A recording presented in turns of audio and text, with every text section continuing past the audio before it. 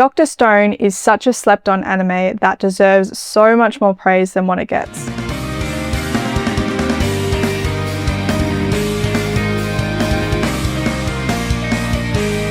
It was actually one of those shows that I didn't take very seriously at the start. I mean, I started watching it back in 2022, and that's only when I just started to get into anime, and so I even started watching it in dub, which is something that I would just never do anymore. I am a sub girly all the way. I just can't do dub.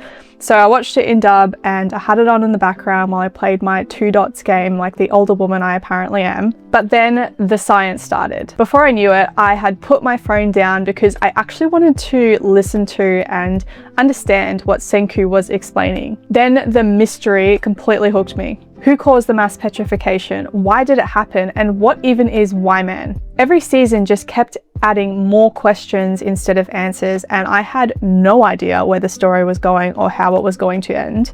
My best guess was that Senku had gone somehow into the future, like he created some kind of time machine and he went into the future and he was trying to save humanity from something, which looking back is actually not my worst anime theory. What surprised me even more is that every single character mattered. They all had their role to play. Gen talks his way through situations that literally no one else could solve.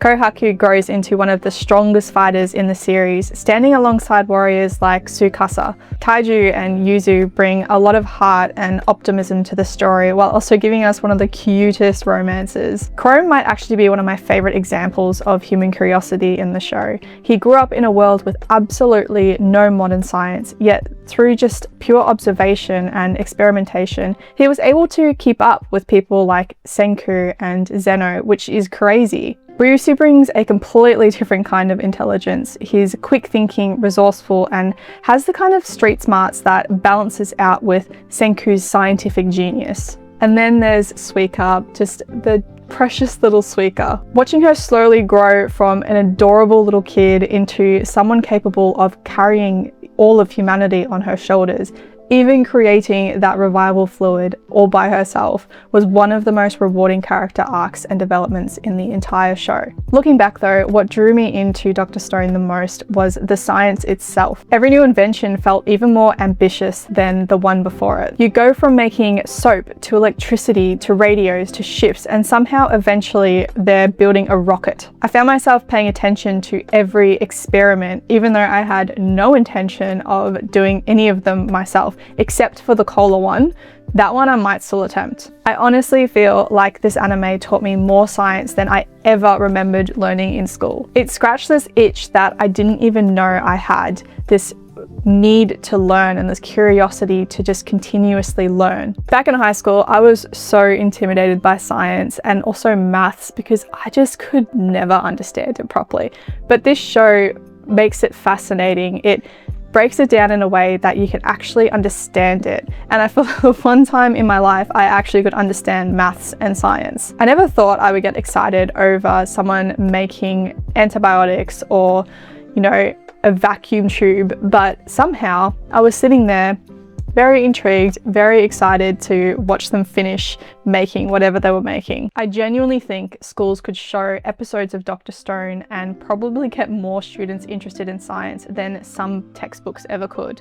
Then came the final stretch of the series. By this point, every emotional moment hit so much harder because you'd spent so long watching these characters build this new world together. Kohaku, Tsukasa, and Hyoga sacrificing themselves against Stanley. Suika spending 7 years completely alone, refusing to give up until she finally revived everyone.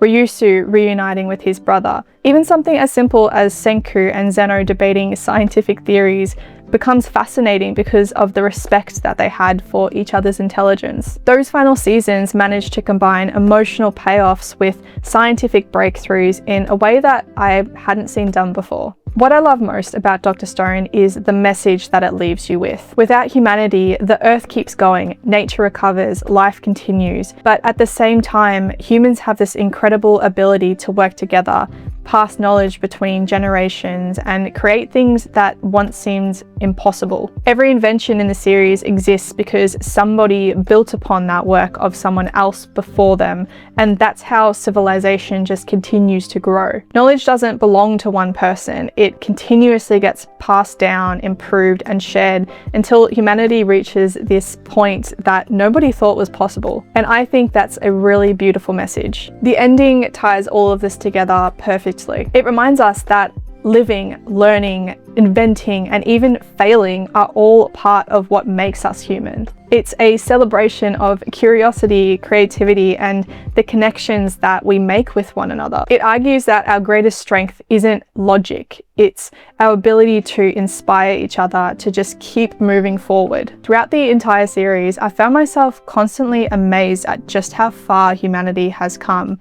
We often take technology for granted because it's just been with us for so long. We've just been surrounded by it for so long. But Dr. Stone, it strips everything back to zero, and it reminds us just how unbelievable our achievements actually are. Every light bulb that's on in your house, every medicine that you've ever taken, every rocket that is blasted into the sky, somebody, a team of people, had to invent that, had to create that. In a world where we're all so busy and used to these advancements, I think it's so important to stop every now and then and appreciate just how extraordinary humanity actually is. It's also a reminder that sometimes the greatest thing we can leave behind isn't money or fame, it's knowledge, it's hope, it's opportunities for the next generation. And that's why I genuinely believe everyone should watch Dr. Stone at least once in their life. If you guys have watched Dr. Stone, please let me know your thoughts in the comments below, whether it's positive or negative. And please make sure to like this video if you enjoyed it, and subscribe if you want to see more anime content and a lot of One Piece content. I've been doing a lot lately. I hope you all have a really great day, night, whatever it is over there, and I'll see you in the next one. Bye.